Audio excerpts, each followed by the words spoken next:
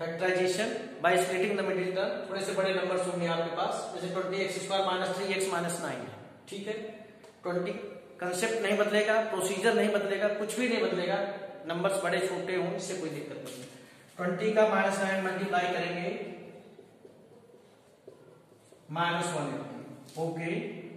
अब माइनस में आया है, 3 से बड़े नंबर लिखना सीखिए। मैं यहां पर आपको एक और चीज बताने जा रहा हूं, 3 से बड़े क्या होते हैं, 4, 5, 6।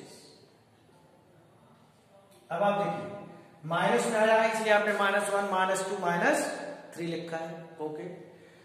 अब आप देखेंगे कि मल्टीप्लाई करने पर 180 लाना है। 4 1 जा 4, 5 2 जा 10, 6 3 जा 18। आपके मल्टीप्लीकेशन बहुत छोटे आ रहे हैं, जबकि आपको मल्टीप्लीकेशन 180 लाना है। तो इसमें मैं आपको बता रहा हूं आप कैसे जंप कर सकते हैं।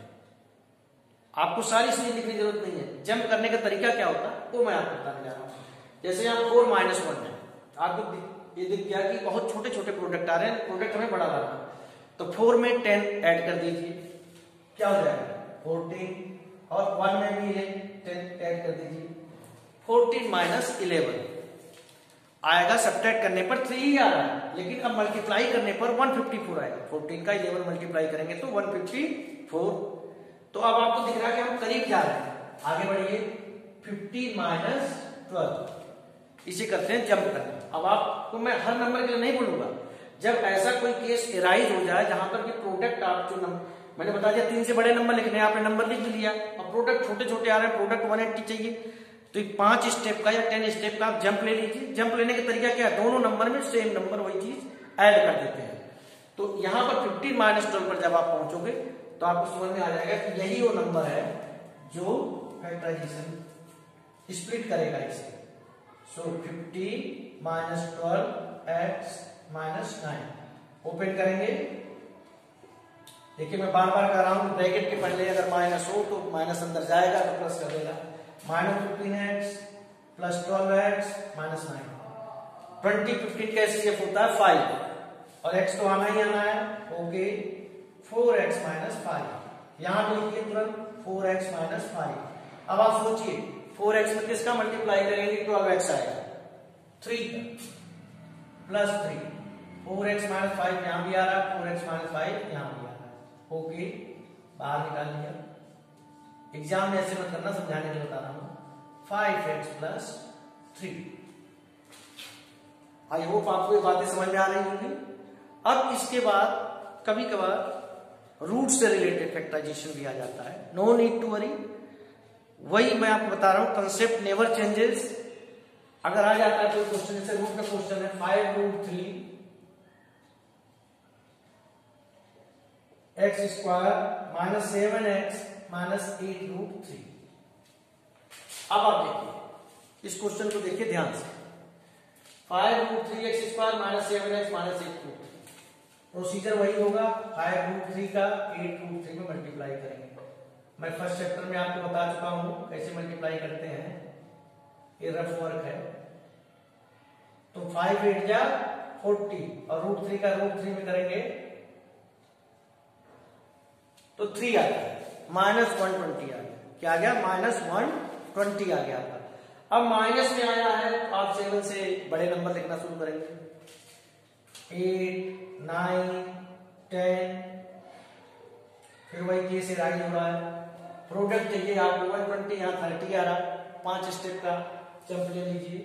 एक बात बता रहा हूं, आप 10 का लेंगे तो थोड़ा सा बैक में आना पड़ेगा। 5 ले लिया आपने, 15 8।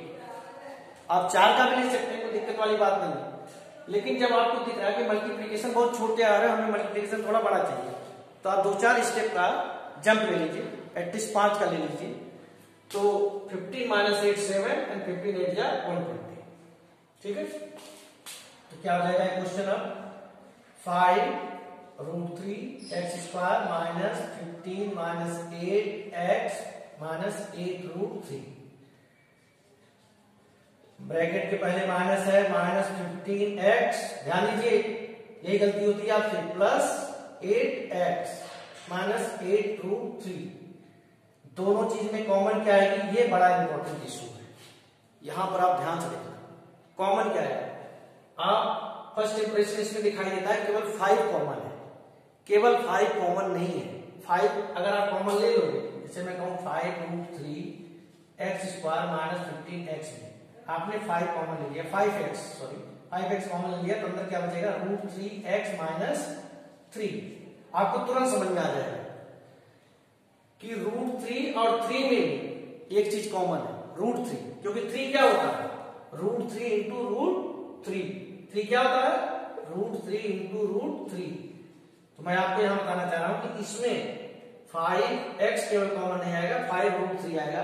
और यहां से आपको अगर कंफर्मेशन नहीं मिल रहा है तो ये आपको बताएगा पूरी बात कि कॉमन क्या है। 8x माइनस 8√3 में बहुत क्लियरली दिख रहा है कि 8 कॉमन आएगा।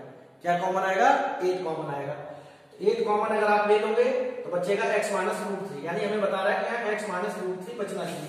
अगर यहाँ 5√3 हम कॉमन ले लें, यहाँ क्या बचेगा x माइनस √3। तो अगर आपको यहाँ कोई कंफ्यूजन हो रहा है कॉमन लेने में, ये आपकी हेल्प कर सकता है, दूसरा वाला पार्ट जो है। लेकिन मैं समझता हूं कि आप इस बात को समझते होंगे। तो आपने 5√3x कॉमन ले लिया, x माइनस √3, x माइनस √3 यहां भी ले लिया, प्लस 8 बाहर, x माइनस √3 5√3x प्लस 8। ये आपका स्प्लिटिंग द मिडिल टर्म से आपका फैक्टराइजेशन हो गया। आई होप आपको बातें समझ में आ रही होंगी। क्लास 9 के जो स्टूडेंट्स हैं वो समझे कि अगर इनको ये चीज समझ में आ गई है तो एक्सरसाइज 2.4 का मैं आपको बताना चाहूंगा क्वेश्चन नंबर 4, और ये क्वेश्चन मैं करा देता हूं 4th का 4th पार्ट, आप खुद करना। मैं 4th का 4th पार्ट करा रहा हूं, बाकी क्या खुद करना। स्प्लिटिंग द मिडिल टर्म,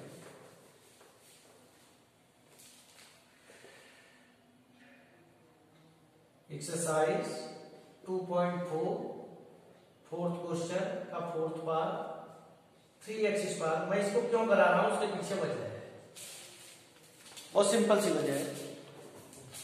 यहां पर देखिए कुछ भी नहीं लिखा है तो 1 है, कुछ भी नहीं लिखा है तो 1 है।